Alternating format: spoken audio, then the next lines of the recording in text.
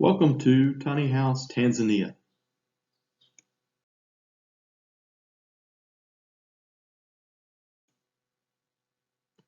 with your host, Stephen Hendricks. Jumbo, welcome back to Tiny House Tanzania. This week on our episode 2, we're going to be talking about the planning of the small space and how to best utilize everything, as well as the work we're going to be doing and some of the troubles we're going to be facing. And then next episode, we're going to be tackling the electrical work and things of that nature. So hope you enjoy this week's episode as much as you did last week. And I want to say a personal thank you to everybody for helping me get over 10,000 hits on my blog. Thank you very much.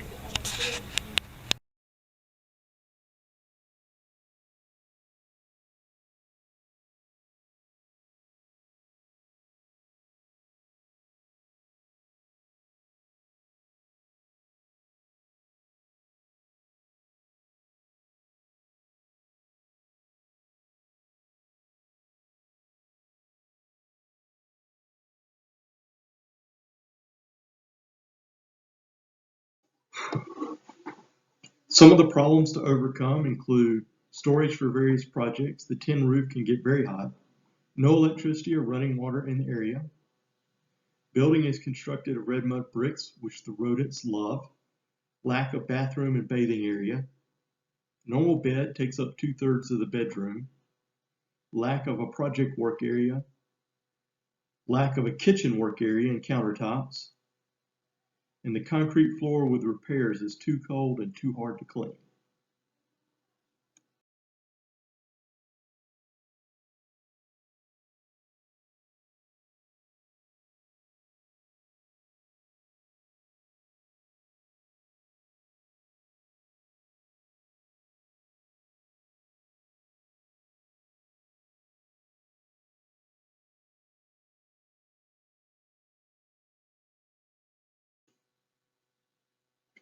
Some of the projects we're going to work on will include installing a solar power generation system, enclosing the roof truss, plaster walls and paint, install flooring material, build some kitchen cabinets and countertops, dining table and chairs, create rigging for long-term storage, resize the bed, build bed frame and nightstand, build desk and craft area, paint exterior and other areas outside, build latrine and bathhouse near the building.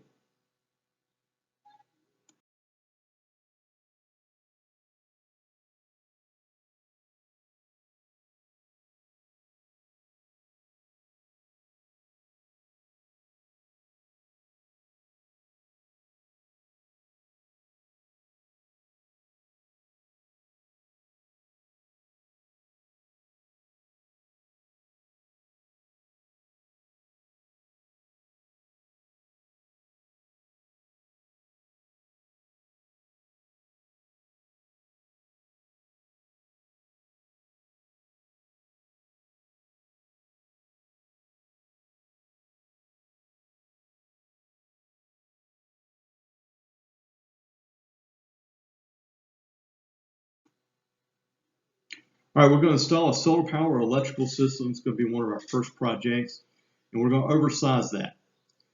So we're going to purchase a 100-watt solar panel, 100 amp hour battery, a 10 amp charge controller, and a 300-watt AC inverter. We've got to build a frame so that we can install the solar panel up on the roof. Then we've got to build a small table for the battery to keep it up off the concrete floor. At night, when it gets very cold and the concrete floor gets cold, that can reduce battery life.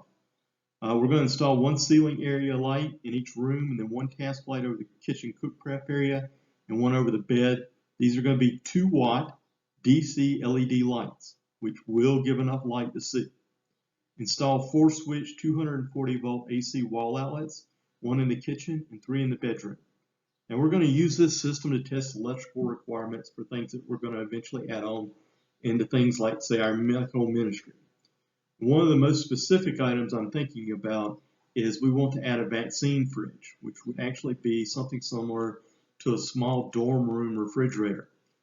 Now, the problem is if I install one over there in their area and the power consumption that we think we're going to have is different from what we actually have. That can seriously frustrate them if we're constantly running out of power because of that difference. So what I want to do is I want to hopefully install one or the one inside my area for a while so I can test the actual power consumption versus the power generation on my unit before I install it over there at their site with a larger power generation system that they already have.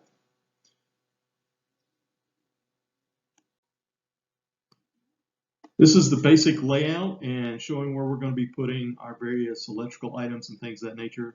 The DC area lights won't be exactly centered in the room because the roof trusses are not centered in the room, and I'll be attaching it to the bottom side of those roof trusses. You can see where we're going to put the AC electrical outlets.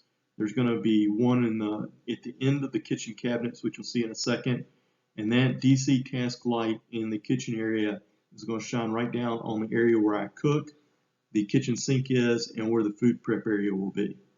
The other electrical outlets in the bedroom, there's going to be one for where the desk is going to be, one near my bed in the DC task light area, plus the area where I'm going to have a nightstand. And I've added one additional one out in the middle of the room area that could be used to charge just about anything we need to. The 100 amp hour battery and the 300 watt inverter are going to sit on a small table that we'll build, which will be directly behind the main door as you come in, so it'll be out of the way of everything else. All right, we're going to start with the work in the kitchen after we get through painting and putting down flooring and things of that nature. One of the first things I want to build is a kitchen cabinet countertop type setup, which will be mostly steel, and then the shelves will be of wood as well as the countertop itself. There'll be one small area of metal countertop, which the gas burner will sit on. In addition to that, I'm going to create an elevated shelf above the counters, which I'll use to hang pots and pans and utensils and things of that nature. Now the wash basin and the water bucket that I use for the kitchen sink will be set up so that the water bucket will be elevated over a small platform and the wash basin will slide in and out of that elevated platform so that it will be stored out of the way when not in use. In addition, I'm currently using a plastic dining table which is very large.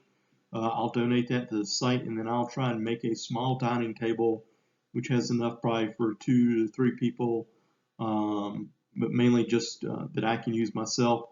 And I'll set it up so that the chairs probably get stored underneath it in a decorative fashion, hopefully. I've seen them do that quite a few times on Tiny House Nation. Zach has made those before, and I hope to try and basically copy some of his work in what I'm going to be doing. All right, as we move to the bedroom, one of the big things we've got to work on is the fact that the bed itself consumes too much of the bedroom. When I purchased beds, the available sizes were 3 feet by 5 feet or 4 foot by 6 foot. And being 5'8", I decided I wanted a bed where my feet didn't hang off, so I bought the 4 foot by 6 foot. However, it consumes 2/3 of the bedroom in its current setup. Now, if I move it along to one wall, it won't consume quite as much, or at least not feel like it consumes quite as much, but it's still going to consume way too much of the room. So what I'm going to do is I'm going to try and shave or cut off 1 foot of that bed to make it basically a 3 by 6. Then the idea is to take the foot I cut off and install it on the wall where the bed is pushed up against and cover it with material so it looks nice, and have that set up so it's basically shoulder high if I'm sitting on the bed, kind of turning the bed into a couch area as well. So I'll have to rebuild a new bed frame to handle the bed if the cutting goes well. It is just a foam mattress, so I think a hot wire should do it.